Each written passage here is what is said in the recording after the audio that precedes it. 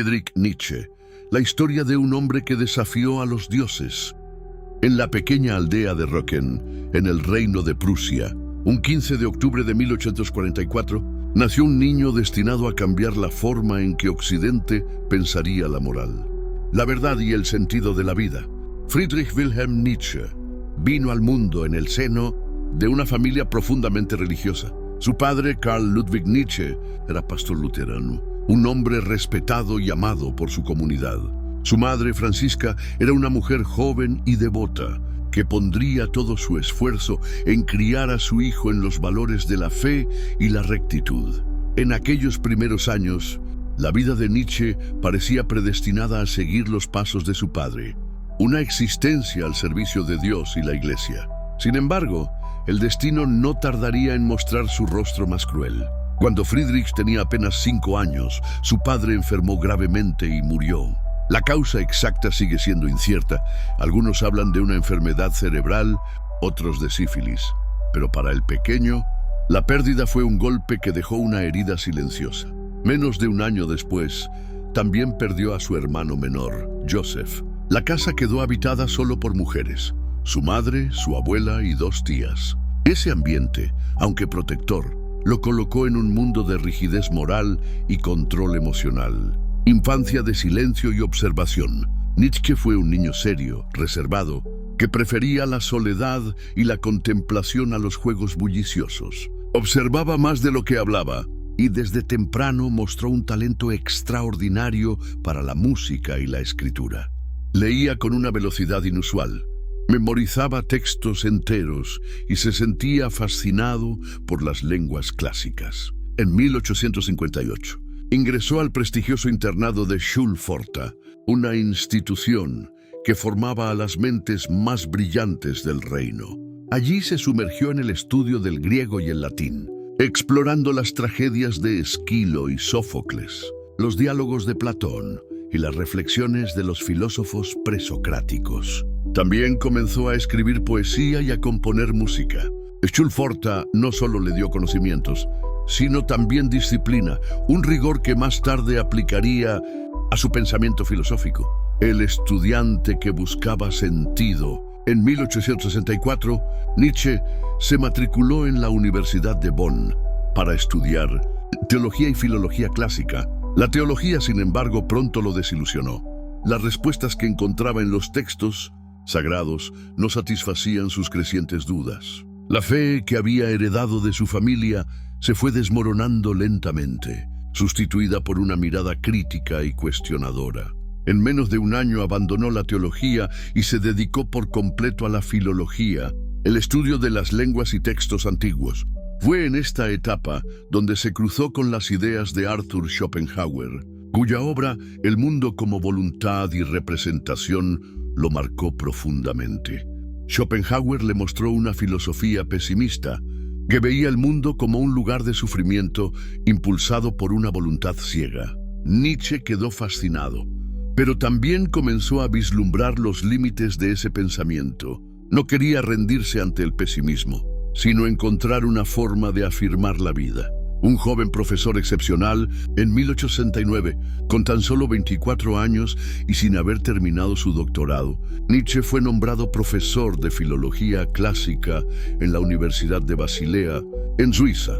Aquello era un logro extraordinario, reservado para las mentes más prometedoras. En Basilea, Nietzsche entabló amistad con figuras que influirían en su vida, especialmente el compositor Richard Wagner y su esposa Cosima. Para Nietzsche, Wagner representaba la unión perfecta entre arte y filosofía, un creador capaz de revivir el espíritu trágico de la Grecia antigua. Su primer libro, El nacimiento de la tragedia en el espíritu de la música, 1872, fue un homenaje a esa visión, una defensa del arte como camino para afrontar el sufrimiento y encontrar sentido.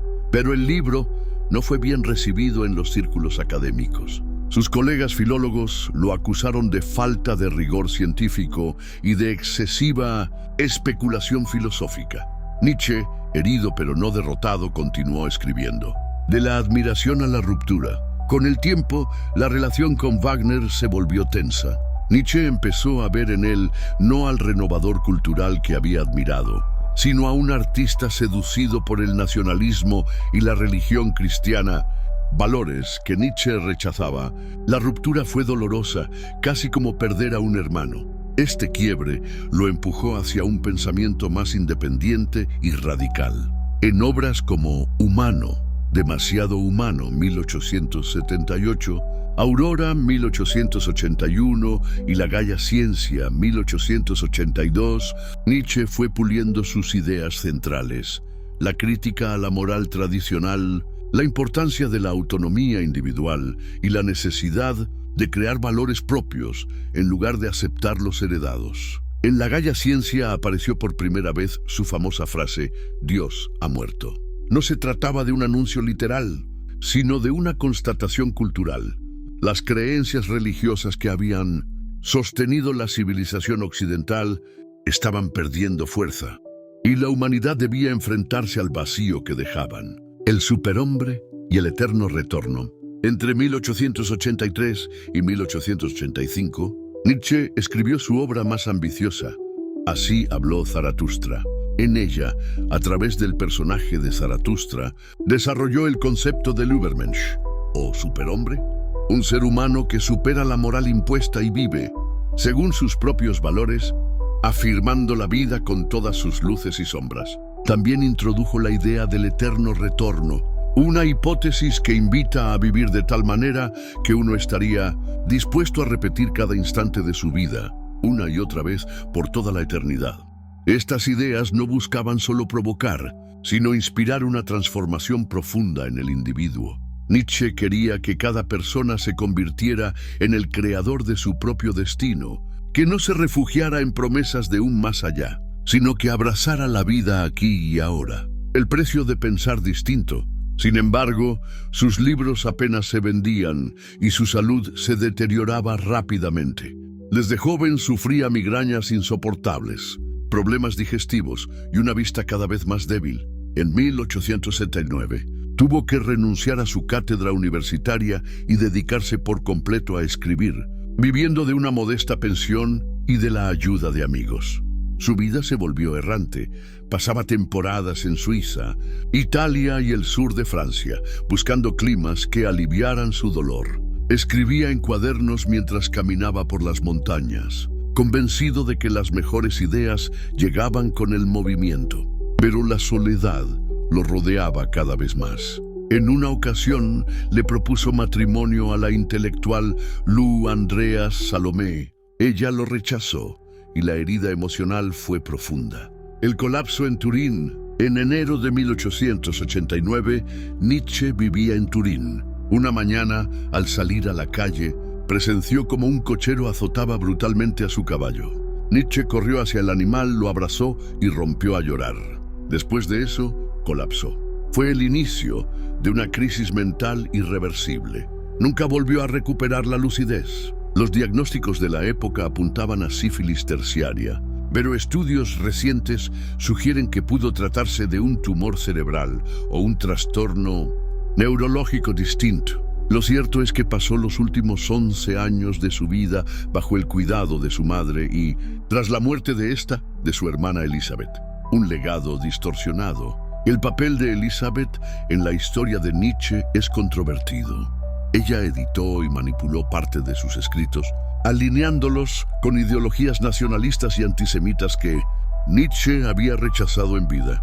Gracias a esas distorsiones, el nazismo intentó apropiarse de su figura décadas después, presentándolo como un precursor de su ideología.